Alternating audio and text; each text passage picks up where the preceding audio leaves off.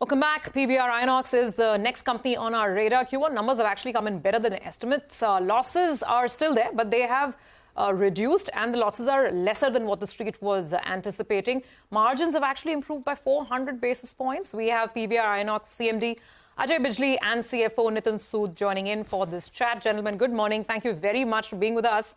Ajay, I'm just going back to an old interview. I think it was an interview that you did at some point in time during the pandemic, where you very beautifully put things in a poetic way, saying that basically, when the going gets tough, the tough gets going. And I think this story is testament to that, right? And the market's taking note of it. But you tell us, the numbers that we're seeing right now, are they a function, is this improvement a function of your operating sort of leverages? Or is this a function of the fact that maybe content is going to come back in a big way? Yes, we are in the Barbenheimer era. And that will tell us a lot about the second quarter. But you tell us, because content is ultimately at the heart of it all, right? Yeah, absolutely. And actually, good morning, first of all, to you. And actually, there is no getting embarrassed with the fact that our business is dependent on content, and which actually reassures me about the business more than anything else. Because since the Lumiere brothers opened cinemas in 125 years ago, content is what makes any cinema work. And in a country like India, where volumes matter a lot, 1,200 films, even last year 300 films came every quarter. I think it's a good place to be. And on the other side, on the demand side, you have consumers who of course got distracted and of course got impacted by COVID. Again, there is no denying the fact that COVID had a big impact on our business. Habits changed, content was being consumed at home.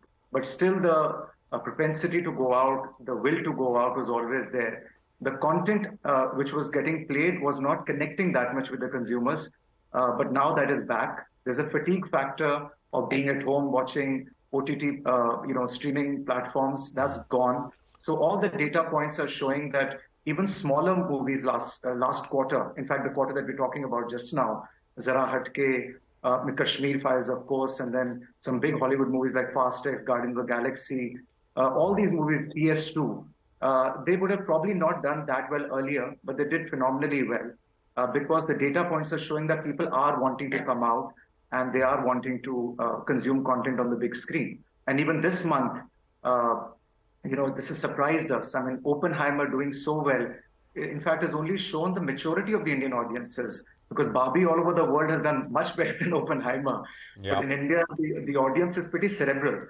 And they have almost 3 times the collections of Barbie is Oppenheimer. And Rocky and Rani, of course, have done exceedingly well over the weekend.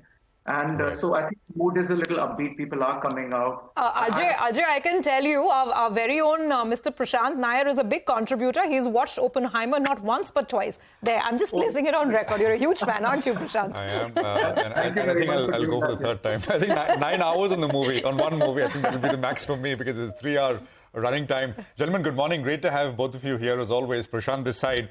Ajay, I think one statement yesterday on the call, which I think got picked up, and I think you guys said that we will see numbers which we've perhaps never seen in the second quarter. Could you contextualize that specifically? What do you mean? Because you've got Mission Impossible, you've got Oppenheimer, you've got Barbie. So some very big movies. What are the numbers we should expect? Well, I can just tell you the lineup which is there, which is giving us confidence, and the consumer behavior which is giving us confidence.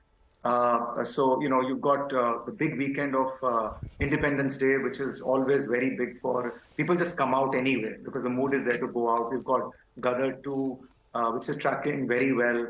We've got Oh My God 2, which is tracking very well. Jawan is a big one, and the way the movie is being made with Atlee and Vijay Sethupathi, Nayanthara, it's looking like a movie that will resonate everywhere. We've got Jailer coming, which is a big Rajnikant movie. We've got Salar coming, which is another Prabhas movie.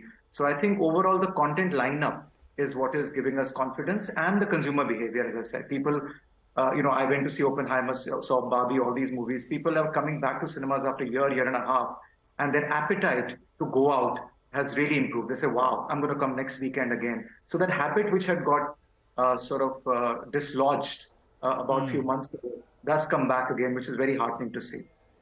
All right. Ajay is clearly sounding quite buoyant. That depicts the mood that we're seeing out there. But Nitin, let's come across to you for a couple of numbers then. The average ticket price for the past quarter was around 245 rupees approximately. I'm noticing prices are going up a little bit. What's the average that we're looking at for the coming quarter? And also give us a sense on July occupancy. Quite a few blockbusters out there. So what has that number been?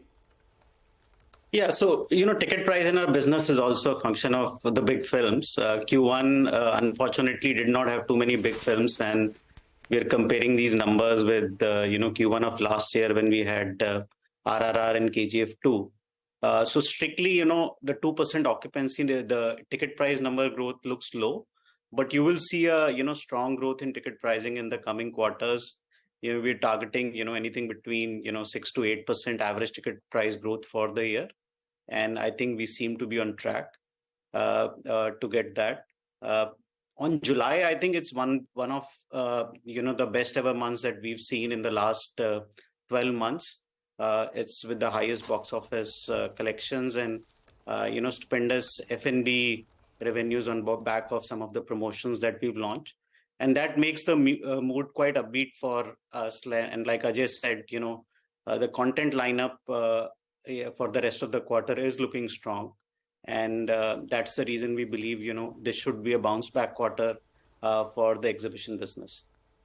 Okay, I know it's very early in the year, but Nitin, since you have some of a grasp on some of these trends, ad spends, F&B, ticket pricing, can you try and crystal ball gaze for us and give us some sense on FY24 revenues? Content is better, then you have all these other kickers coming in as well. How much growth this year? Yeah, I think tough to put a revenue number because a lot of it is linked to, our overall box office. But, it could land up anywhere between 6,000 to 7,000 crores, depending upon where the box office plays out in Q3 and Q4. And we are margins? Margins, again, like I said, it's an operating leverage business. So high operating leverage in the business impacts the margin. So I wouldn't like to put any number to it for the time being. But I think as we get to the second half of the year, we'll be more confident to, put a number on the operating margins for the year.